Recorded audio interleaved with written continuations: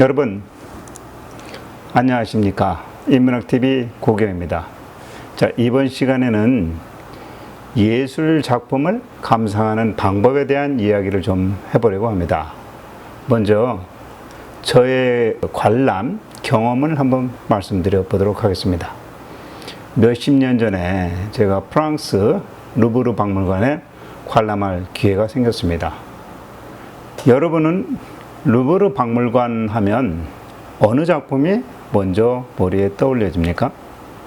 저는 뭐니 해도 레오나르도 다빈치의 모나리자였습니다. 제가 중고등학교 미술 수업 시간에 교과서를 통해서 책 안에서 아주 코딱지만한 크기로 소개된 바로 그 그림이었습니다. 그래서 당시에 이제서야 내 눈으로 직접 그 그림을 볼 수 있겠다라는 기대에 가득 찼었습니다. 그런데 모여든 관람객에 치여서 제가 50m 이상 그 그림으로부터 떨어져서 까치발을 들고서 보는데 오히려 미술책에서 본 것보다도 더 작은 크기밖에 안 보여서 무척 실망을 했었습니다. 이것뿐만이 아니었습니다. 이번에는 로마 교황청 바티칸 궁전에서 있었던 일입니다. 미켈란젤로가 그린 그 유명한 천지창조를 보려고 시스타나 성당 안에서 많은 사람들이 천장에 그려진 천지창조를 보려고 바닥에 누워서 감상을 하고 있더라고요. 그래서 저도 따라서 옆에 누워봤습니다. 근데 갑자기 어디선가 몰려든 관람객 인파에 의해서 제가 밟혀 죽을 뻔했습니다. 이렇듯 명화 하나 보려면 목숨을 걸고 봐야 했었습니다. 세계적으로 아주 잘 알려진 명작을 보긴 봤지만 제대로 보지 못했던 거죠. 설상가상 가까이서 볼 수 있었더라 하더라도 아마 제대로 작품을 꼼꼼히 감상하지는 못했을 것 같습니다. 왠 줄 아십니까? 다음 관광 일정이 세느강 유람선 탑승이었기 때문입니다. 무척 아쉬웠습니다. 솔직히 말해서 세느강을 보느니 예술 작품을 하나라도 더 보고 싶었습니다만 단체 관광의 단점으로 인해서 더 이상의 관람은 어려웠습니다. 그래서 제가 오늘 이 시간에는 예술품을 감상하는 방법을 알려주는 소중한 책 하나를 여러분께 소개해 드리려고 합니다. 저는 이 책을 2012년에 처음 알게 되었고 그 뒤로 같은 책을 4번에 걸쳐서 반복해서 읽어봤습니다. 이 책을 반복해서 읽을수록 예술 작품을 바라보는 제 눈높이, 그리고 작품에 대한 공감도, 그 다음에 작가의 의도, 이런 것들을 파악하는 능력이 쑥쑥 커가는 느낌을 느낄 수 있었던 거죠. 우리 문화에 대한 이해, 작품에 대한 이해도를 한층 높여줄 수 있는 훌륭한 도서라고 생각되어 여러분에게 소개시켜 드리려고 합니다. 오주석님의 한국의 미 특강이라는 제목의 도서입니다. 자, 먼저 책을 소개하기 전에 책 속에 있는 미술품 몇 개를 여러분들에게 화면으로 보여드리겠습니다. 자, 작가가 누구인지 맞춰보시기 바랍니다. 가장 먼저 주상관매도입니다. 술에 극히 취한 한 노인이 배 위에서 절벽 위에 있는 매화꽃을 바라보고 있는 그림입니다. 자, 두 번째 그림 소개해 드립니다. 마상청행도. 말을 탄 선비가 가던 길을 멈추고 버드나무 위에서 지저귀는 꾀꼬리의 한 쌍을 바라보는 그림입니다. 자, 세 번째 그림 소개합니다. 송하맹호도. 그림 속에서 당장이라도 화폭을 뚫고 호랑이가 뛰어나올 듯한 한국의 호랑이를 그린 그림입니다. 자, 다음 그림 올려드립니다. 해탐 노화도입니다. 갈대꽃에 매달려 붙어 있는 개를 여러분들은 보이십니까? 개를 그린 그림입니다. 이 그림은 과거 시험 보는 사람에게 선물로 주었던 그림이라고 합니다. 자, 여러분, 이 그림들이 누구의 작품인지 아시겠습니까? 만약에 여러분들 중에서 모르시는 분이 있다면 예술에 대해서 무척 관심이 없으신 분이다 라고 생각하시면 될 것 같습니다. 그럼 제가 좀 더 알만한 그런 그림을 또 올려보겠습니다. 같은 작가입니다. 자, 제목은 무동입니다. 우리 고유악기 사면육각의 장단에 맞춰서 춤을 추고 있는 어린 아이의 모습을 그린 그림입니다. 자, 마지막으로 결정적인 힌트를 드릴 수 있는 그림을 올려보죠. 네, 씨름입니다. 이 그림 많이 보셨죠? 단원 김홍도의 작품입니다. 자, 앞서 보여드린 그림은 오늘 제가 소개해드릴 책 속에 실려있는 작품들입니다. 주로 단원 김홍도의 작품이 많이 실려 있습니다. 일반적으로 김홍도의 작품 중에 씨름은 우리가 잘 알고 있는데 왜 다른 그림들은 작가를 바로 알아내지 못했을까요? 이유는 아주 간단합니다. 그만큼 그림에 관심이 적기 때문에 그렇습니다. 자, 이제 우리는 문화예술에 관심을 가져도 될 만한 여유와 풍요를 얻게 되었습니다. 제가 오늘 소개해드릴 영상 오주석의 한국의 미 특강 이 추천 도서에 대한 소개 내용을 보시고 앞으로 우리 미술뿐만 아니라 세계의 훌륭한 예술 작품을 감상할 줄 아는 안목과 식견을 넓혀가시기를 바라는 마음에서 영상을 올려드립니다. 먼저 도서 저자 오주석님에 대한 말씀을 드려보도록 하겠습니다. 이분은 동양사학과 고고미술학을 전공하신 분입니다. 양력으로 우리나라 각종 역사와 미술에 관련된 연구를 많이 하신 분이라고 합니다. 이 책은 그분이 우리 미술의 아름다움을 알리기 위해서 여러 강의를 다니고 계셨는데 바로 그 강의 중에서 녹취를 해서 바로 이 책으로 발간한 것이라고 합니다. 그래서 이 책 내용을 쭉 읽다 보면 마치 현장에서 강연을 듣고 있는 듯한 그러한 생생함을 받을 수 있습니다. 이 책의 첫 출간 연도는 2003년입니다. 이 시점 전으로 우리나라가 2002년도에 월드컵에서 4강에도 오르기도 했죠. 그 당시 여러 부분에서 우리 한류가 세계를 향해서 급속히 전파되기도 하는 시점이었던 것 같습니다. 그런데 불행하게도 이 저자 오주석님은 2005년도에 젊은 나이에 지병으로 사망을 하였다고 합니다. 너무 일찍 돌아가셔서 좀 아쉽기도 합니다만 그래도 이렇게 훌륭한 도서를 남기고 돌아가셔서 그나마 다행이라는 생각이 듭니다. 이 도서는 부록까지 포함해서 약 280쪽 분량이고요. 종이 재질이 상당히 고급 용지를 사용했기 때문에 옛 그림이 깔끔하고 아주 선명하게 삽입되어 있습니다. 그리고 이 책의 내용은 3개의 주제로 나눠져서 구성되어 있는데요. 첫 번째는 옛날 그림을 감상하기 위한 원칙 2가지를 소개하고 있고, 두 번째 옛 그림에 담긴 선인들의 마음에 대해서 알아보고, 세 번째로 옛 그림으로 살펴본 조선의 역사와 문화를 이해하는 내용으로 전개되어 있습니다. 책 뒤편 쪽에 부록으로 김홍도의 여러 가지 작품을 주제로 해서 해설을 하고 있는 내용 역시 실려 있습니다. 저는 이 책을 통해서 배우고 깨달은 점이 몇 가지 있습니다. 첫 번째는 나도 이제 예술을 사랑하고 이해할 수 있겠다라는 자신감을 얻을 수 있었고요. 두 번째로 우리나라 문화의 가치가 세계 어느 나라의 문화에 뒤지지 않는다는 점을 다시 한번 깨닫게 되었습니다. 그리고 세 번째로 문화인 그리고 비문화인 또 문명국 그리고 비문명국을 가려내고 구분할 줄 아는 기준 잣대를 얻게 되었습니다. 이 책을 통해서 여러분들에게도 문화예술에 대한 품격을 높이는 계기가 되시기를 바라겠습니다. 자, 그러면 이제 책 내용 중에 일부분을 소개해 드리도록 하겠습니다.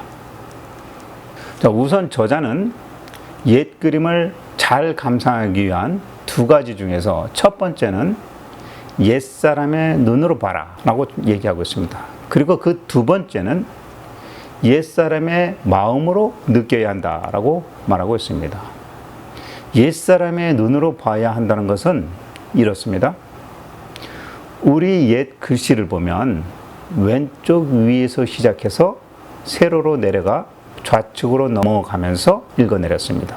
그러니까 시선의 이동을 보면 우측 상단에서 시작해서 좌측 하단 방향으로 옮겨가는 족자라는 것이죠. 옛 그림도 그러한 시선으로 따라가면서 봐야 혼란스럽지 않다라는 이야기입니다. 그 대표적인 예시로 김홍도의 마상 청행도를 보면서 설명드려 보도록 하겠습니다. 일단 여백을 보십시오. 상당히 여유 있지 않습니까? 이 그림은 김홍도가 원숙한 화법을 사용하는 나이가 되었을 때 그린 그림이라고 합니다. 김홍도가 젊은 나이에 그렸던 마상청행도라는 그림도 역시 책 속에 사진으로 소개되고 있는데요.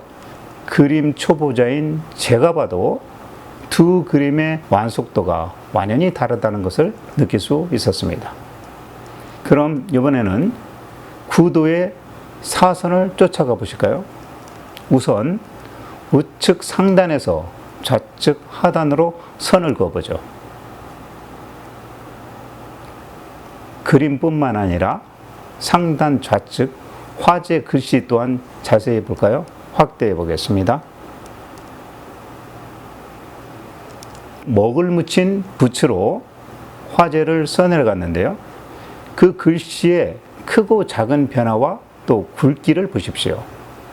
역시 옆에 행으로 이어지면서 비스듬한 선을 긋고 있지 않나요? 놀랍습니다. 글씨가 살아서 꿈틀거리고 있죠? 자, 이번에는 다시 그림을 전체적으로 보죠. 말을 탄 선비라고 할게요. 선비의 시선을 쭉 따라가 보세요. 우측 상단에 꾀꼬리로 보이는 두 마리 새가 보이죠? 말을 타고 길을 가다가 꾀꼬리가 지저귀는 소리에 고개를 획 돌렸죠. 자, 이번에는 말의 다리를 한번 보십시오. 이 말의 앞다리는 일자로 모으고 뒷다리는 약간 교차되어 있습니다. 이런 그림으로 보아 이 말은 분명히 급하게 세워졌습니다. 말을 급하게 세웠던 거죠. 걷던 말을 급히 세우면 말발굽이 딱 이 모양이 됩니다. 그림 속에서 우리는 시간과 동작의 흐름도 알아낼 수 있었죠. 이번에는 말을 끌던 구종, 똑같이 말을 끌던 구종도 똑같이 새소리를 들었습니다. 이제 그림 속에서 소리도 들려옵니다. 선비와 말을 끄는 구종, 이 두 사람의 신분은 서로 달라도 아름다운 소리를, 아름다움을 쫓는 오감의 감각은 다르지 않다고 볼 수 있겠습니다. 둘 다 새를 바라다 봅니다. 이제 확대해서 버드나무 잎을 보겠습니다. 그런데 여러분 보세요. 나뭇가지는 없는데 잎만 툭툭 찍어 바른 듯 그림을 그렸습니다. 마치 빗방울이 촉촉히 떨어져 내리는 것 같은 느낌이죠. 강연을 했던 오주석님은 이 그림을 보고 이렇게 표현했다고 합니다. 필단의연, 붓은 끊어져도 뜻은 이어진다. 자, 이번에는 아까 상단의 화제 한번 보겠습니다. 이 화제에는 이 그림을 잘 설명해주고 있습니다. 읽어보겠습니다. 가인 화저 황천설, 어여쁜 여인이 꽃 아래에서 천가지의 가락으로 생황을 불다. 운사준전 감일상. 운치 있는 선비가 술상 위에 밀감 한 쌍을 올려놓았다. 영란 금사량류에 어지럽다 황급빛 배틀북이여 수양보들 물가를 오고 가더니 아연화우 직춘강 물 한 개 차옥 이끌어와 봄강에 고운 비단을 짜 놓았구나. 기성유수고성 관도인 이인문이 감상하다. 이렇게 쓰였습니다. 자, 이인문은 김홍도와 같은 시대를 살았던 동료였다고 합니다. 그래서 이 그림에 시를 제안했는데 이인문이 제시한 시라고 합니다. 글 내용이 이 그림을 그대로 설명하고 있죠. 생황소리는 지저귀는 꾀꼬리 소리라고 볼 수 있겠습니다. 그리고 새 두 마리는 밀감 한 쌍이라고 표현되고 있고, 배짜는 북처럼 이 새 두 마리가 이리저리 움직이고 봄날 강가에 희뿌연 물 한 개가 마치 비단을 짜놓은 듯하다면서 이 인문이 이 그림에 시를 적어 놓았습니다. 자, 여기까지 옛 그림을 보는 방법, 우측 상단에서 좌측 하단으로 봐야 한다는 내용을 소개해 드렸습니다. 자, 그럼 이번에는 두 번째, 옛사람의 마음으로 느끼면서 감상해 보는 이야기 해보도록 하겠습니다. 우리 동양은 음양오행의 기본 틀을 적용해서 역사적으로 살아왔기 때문에 옛사람의 사유를 체계적으로 이해할 수 있어야 그림 또한 이해할 수 있다고 저자는 말하고 있습니다. 자, 그림을 보시죠. 자, 이 그림은 주상관매도입니다. 그림의 실제 크기가 높이는 164cm, 폭 76cm라고 합니다. 이 정도 크기면 웬만한 성인 키높이 정도의 크기가 되겠죠. 그림에는 이처럼 큰 그림도 있겠고 또 작은 그림도 있죠. 저자는 크기가 각각 다른 그림을 볼 때 어느 정도 거리에 떨어져서 봐야 하느냐에 대한 질문에 대해서 이렇게 답을 합니다. 그림을 감상할 때는 그 그림의 대각선 길이만큼 또는 그 그림의 1.5배 정도의 거리에 떨어져서 봐야 관람을 제대로 할 수 있다. 그리고 그 그림이 한눈에 들어온다 라고 말하고 있습니다. 그래서 지금 여러분들이 보고 계신 이런 큰 그림은 약 1.8m 내지는 2.56m 정도 떨어져서 봐야 한다는 것입니다. 실제 사례로 저자는 이런 이야기를 책 속에 써놨습니다. 어떤 어린 아이들이 이 전시장에서 걸려있는 이 주상관매도를 보고 이런 이야기를 했다고 합니다. 아이들이 적다 보니까 이 그림을 보고 있는 아이들이 시선이 고정되는 위치가 하단부에 제한되어 있던 거죠.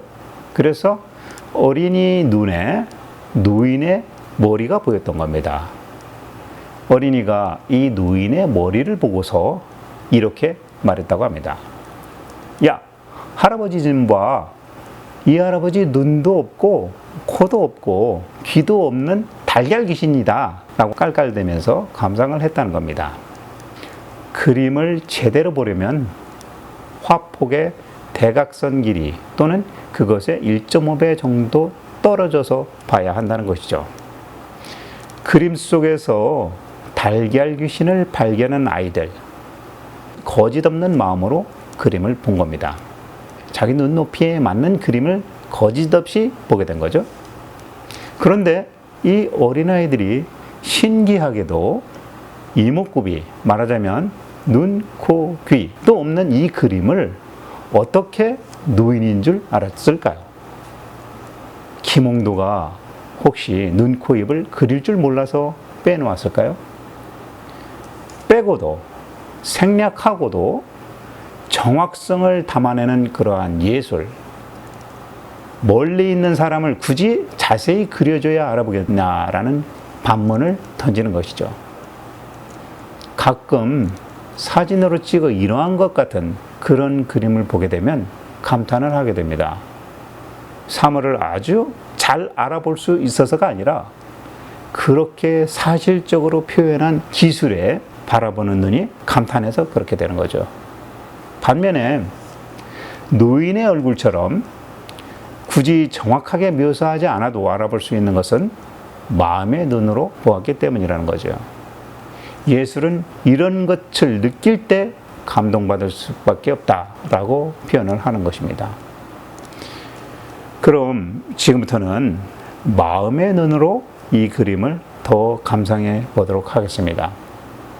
그림 속에 배에 올라탄 노인이 술에 극에 취한 상태에서 먼 산의 중턱에 있는 매화를 바라보고 있습니다. 때문에 이 노인이 바라보는 그것만 초점을 딱 잡고 그 주변은 초점을 다 빼버린 거죠. 그래서 흐릿해지면서 여백 속으로 싹 사라지는 그러한 형상입니다. 그런데 함께 타고 있는 수시증을 들고 있는 동자의 눈으로 만약에 보았다면 이 매화는 아마 선명했을 거란 말이죠. 화가 김홍도가 그림 속에 있는 노인의 눈과 시선으로 사물을 담아냈던 것입니다. 여기 보이는 이 화제에도 그렇게 썼습니다. 노년화사 무중간. 노년에 보는 꽃은 가랑비, 안개비 속인 듯 휘뿌옇게 보이는구나. 이런 화제입니다. 노인과 동자가 탄 배를 보십시오. 전체 구도상 배가 내려다 보여야 하는데 오히려 물 아래에서 올려다 본 듯 그렸습니다. 김홍도가 이렇게 그려낸 이유는 김홍도 역시 노인의 시선으로 바위 언덕의 꽃나무를 바라보았기 때문인 것이죠. 지금까지 옛사람의 눈과 마음으로 작품을 보았습니다. 자, 그러면 이 책에서 세 번째로 강조하는 감상 방법, 옛 그림을 바라볼 때 충분한 시간을 갖고 꼼꼼히 살펴보라는 것입니다.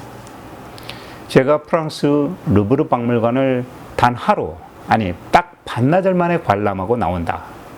말도 안 되는 상황인 거죠.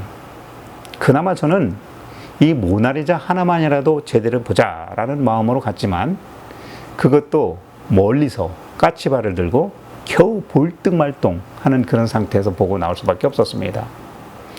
박물관, 전시관, 미술관 등등 전람회, 관람회에 갈 때는 시간을 충분히 배정하고 가야 하겠습니다. 만약에 시간이 안 된다면 한두 작품만이라도 딱 정하고 그 그림들을 깊이 있게 감상하고 나머지 못 보는 다른 그림들은 다음 기회에 시간을 만들어서 보시면 됩니다. 관람 장소에 가서 다음에는 마치 두 번 다시 오지 않을 사람처럼 씩씩거리면서 수박 거달기식으로 관람하면 얻는 게 없다는 말이 되겠습니다. 요즘은 학교에서 학생들에게 현장 체험으로 전람회, 박람회 뭐 이런 것들을 좀 다녀오고 과제를 제출하게 하는 그런 교습이 있나 봅니다. 아이들이 노트와 연필을 들고 안내 설명문 앞에 서서 깨알같이 적고 갑니다. 정작 그림은 제대로 보지 않고 설명문만 적고 갑니다. 그래도 이렇게 적는 학생은 일단 적으면서 자기 머리에 한번 메모리, 저장이라도 되죠. 더 심한 학생들은 아예 핸드폰으로 적혀있는 안내 설명서를 딱 찍고 바로 돌아섭니다. 이보다 더 심한 학생들은 어떤지 아십니까? 아예 매표소나 안내 데스크에 가서 팜플렛 한 장 딱 받아들고 바로 돌아섭니다. 누가 우리 학생들을 이렇게 만들었을까요? 우리 교육이 아직 환경이 이렇다는 겁니다. 교육의 취지가 왜곡되어도 너무 왜곡되었던 거죠. 참여식 교육이어야 되는데 평가 위주의 교육이기 때문입니다. 순번 세우기 교육, 빠른 시일 내에 탈피해야 할 것 같습니다. 제가 프랑스 루블 박물관에서 우리로 치면 초등학생 정도 되는 아이들이 명화 앞에서 주저앉거나 또는 누워서 그림을 한참 동안 바라보고 있는 것을 보았습니다. 프랑스 학생들, 프랑스 국민들 예술에 대한 그 문화에 대한 여유로움 무척 부러웠습니다. 속으로 이런 생각마저 들더군요. 저 정도의 높은 문화의식 교육 때문에 이 프랑스의 옛 조상들이 강화도에까지 찾아와서 우리의 외교 장각을 약탈해서라도 훔쳐가게 되었구나. 나쁜 놈들 같으라고 이런 생각마저 들었습니다. 자, 그럼 이번에는 우리가 많이 보고 또 잘 아는 김홍도의 씨름이라는 그림을 천천히 시간적 여유를 갖고 감상하는 내용을 소개해 보도록 하겠습니다. 이 그림은 가로 22.7cm 그리고 세로는 27cm 정도로 공책, 화첩 크기만한 그림이라고 합니다. 이 그림은 김홍도가 아주 심혈을 기울인 작품은 아니고 그저 재미삼아서 누군가에게 저렴하게 판매하기 위해서 그린 화첩 속의 여러 그림 중에 하나였다고 합니다. 먼저 그림의 구도를 보겠습니다. 중앙에 씨름꾼들이 2명 있고 그 씨름하는 사람을 중심으로 해서 시선을 집중시키는 구심적 구조라고 합니다. 그림 속에 담고 있는 자세한 이야기를 해보도록 하겠습니다. 오른쪽 위쪽 사람을 보세요. 2 손을 땅에 붙이고 해죽하게 웃으면서 경기를 보고 있습니다. 아마 자기가 응원하는 사람의 승리를 확신하는 그러한 모습이죠. 그 옆에 사람 보십시오. 얼굴이 앳돼 보이는데 상투를 두른 청년입니다. 벙거지 모자를 앞에 놓고 팔베개를 하고 여유롭게 보고 있네요. 아마 씨름을 시작한 지 한참 되었다고 볼 수 있겠습니다. 그 뒤에 댕기를 튼 어린아이가 오히려 붓칠이 진하게 되어 있습니다. 젊은 기운이 펑펑 나오는 것 같죠? 이번에는 왼쪽에 있는 관중들을 살펴보도록 하겠습니다. 자, 부채로 얼굴을 가리고 한쪽 발을 왠지 절인지 몰라도 앞으로 쭉 뻗고 보는 사람이 있어요. 얼굴을 왜 가리고 볼까요? 아마 이 동네 사람이 아닌가 봅니다. 하지만 씨름은 빼놓지 않고 찾아다니면서 보는 씨름 매니아 같아요. 바로 그 사람 뒤에 나이 드신 노인 한 분이 점잖은 표정으로 씨름을 보고 있죠. 눈꼬리가 축 처진 게 노인임을 단박에 알아볼 수 있겠습니다. 붓 하나로 탁 찍어 누르면 노인의 눈이 된 거죠. 위쪽에 땅을 짚고 눈 빠지게 쳐다보고 있는 열혈 팬 모드를 갖추고 있는 이 사람의 눈도 한번 보십시오. 열정에 빠져 있는 눈 같죠? 또 다른 눈을 볼까요? 여기 다리를 모으고 손으로 깍지 깨고 있는 사람 있죠? 이 사람 눈을 보세요. 잔뜩 긴장된 눈입니다. 거기다가 신발과 갓까지 벗어가지고 가지런히 옆에 놓고 나서 경기를 뚫어져라 보고 있습니다. 씨름판이 지금 결혼은 이 2 사람의 경기만으로 끝날 게 아닌 거죠. 바로 이 2 사람은 다음 경기 출전 대기자라고 볼 수 있겠습니다. 살짝 긴장된 모습이 역력히 보이지 않습니까? 그런데 바로 그 뒷사람 보세요. 앞사람과 복장, 코스염, 모든 얼굴형 이런 것들이 닮지 않았습니까? 동일인 같아 보이죠? 아마 쌍둥이였나 봅니다. 씨름 잘하는 쌍둥이 출전자. 자, 이번에는 씨름을 하고 있는 2 사람을 보죠. 자, 이 싸움판 과연 누가 이길까요? 분명 등이 보이는 이 앞사람이 이기게 됩니다. 들배지기 기술로 말이죠. 힘쓰는 것 보세요. 어금니를 꽉 깨물고 있죠. 상대를 당겨 끌어들이려고 힘을 쓰고 있습니다. 반면에 상대방 표정을 한번 보세요. 양미간에 수직으로 주름이 꽉 잡힌 게 안 넘어지려고 아주 애쓰고 있는 그런 표정이죠. 그리고 그 시선을 보세요. 왠지 그 시선 속에 불안한 기운이 가득합니다. 김홍도는 붓 하나로 이 모든 감정들을 담아냈습니다. 자, 오른손을 보세요. 이미 힘이 풀려 있죠? 자, 그럼 이 사람 어느 쪽으로 넘어질까요? 오른쪽 아래 2명, 몸을 뒤로 젖히면서 피하려는 모습이죠. 뭔가 자기 앞에 덮치려고 할 때 우리는 이러한 자세를 취합니다. 앞쪽 선수가 들배지기 기술을 사용해서 상대를 오른쪽으로 뒤집어 내리꽂기 바로 직전이라고 볼 수 있겠습니다. 승자는 보나마나 앞쪽 등을 보이고 있는 사람입니다. 그림 속에 오른쪽 신발 2개 보이죠? 하나는 집신, 하나는 가죽신입니다. 씨름 중인 2 사람이 벗어놓은 신발인 게 확실합니다. 근데 집신 주인은 누구고 가죽신의 주인은 누구일까요? 뒤쪽에 있는 사람의 옷차림으로 봐서 소매도 길고 또 다리에 행정까지 깔끔하게 쳤으니까 보나마나 가죽신은 패자인 뒷사람의 것입니다. 승자인 앞사람은 집신을 신었던 주인입니다. 자, 자세히 시간을 두고 그림을 바라보고 있으니까 이야기가 많이 숨겨져 있죠. 씨름 삿바매인 형태로 봐서 경기도 일원에서 했던 밭씨름이라고 합니다. 지역도 경기도라는 걸 알았죠? 자, 그런데 여기에 숨은 그림이 있습니다. 아주 좀 이상한 구석이 있어요. 한번 찾아보십시오. 찾으셨나요? 놀라서 뒤로 몸을 제끼고 있는 구경꾼 2명 중에 앞사람 보세요. 뒤쪽으로 손을 짚고 있는데 그 손을 자세히 보세요. 오른손에 왼손 손가락이 그려져 있습니다. 반대로 무릎을 잡고 있는 왼손에는 오른손 손가락이 그려져 있어요. 김홍도가 그림을 그릴 줄 몰라서 이렇게 그렸을까요? 일부러 재미를 찾아보라고 그려 넣었던 것 같습니다. 이 씨름이라는 그림은 김홍도가 정성을 들여서 그린 그림이 아닌 화첩 속에 쓱쓱 그려가지고 서민들에게 저렴하게 팔려고 그린 그림이라고, 그래서 재미있으라고 숨은 그림 찾기를 집어 넣어 놓았다는 거죠.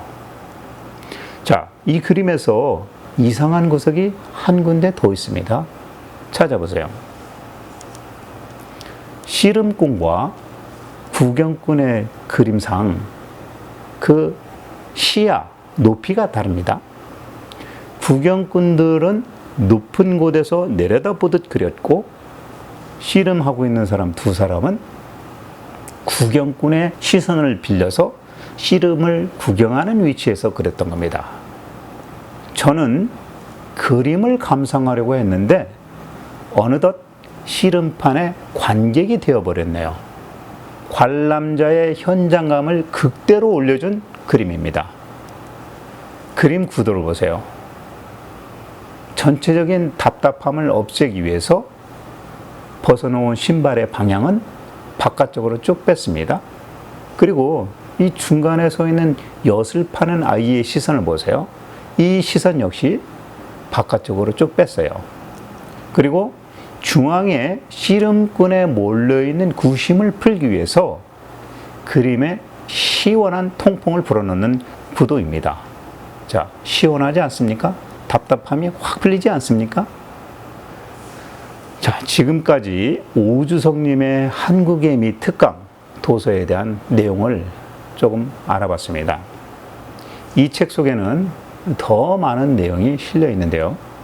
더 소개해드리지 못해서 좀 아쉽습니다. 관심 있으신 분은 도서관에서 대여를 하시거나 아니면 직접 구매하셔서 읽어보시면 좋을 것 같습니다. 적극 추천드립니다. 나머지 말씀드리지는 않았지만 하나하나의 옛 그림과 설명 역시 아주 큰 감명을 불어넣어 줍니다. 특히 우리 문화와 예술에 대한 새로운 시각을 갖게 해줍니다. 시간이 된다면 책 속에 소개된 나머지 그림도 더 설명드리고 싶은 마음은 굴뚝 같지만 여기서 마치고 기회가 된다면 다음에 추가로 소개해 드리는 것으로 하겠습니다. 오늘 이 도서의 핵심 내용은 옛 그림과 같은 여러 예술 작품을 관람을 할 때 첫 번째, 옛사람의 눈으로 옛사람의 마음으로 느끼라는 것. 그리고 두 번째는 그림 또는 작품을 볼 때 시간을 충분히 두고 세세하게 감상하라는 겁니다. 자, 즐거운 시간 되셨습니까? 오늘 제가 소개해드리고 싶은 도서 오수석의 한국의 미 특강 소개해드렸습니다. 자, 지금까지 인문학TV 고경이었습니다. 다음번에는 더 좋은 책으로 또 만나 뵙는 시간을 갖도록 하겠습니다. 감사합니다.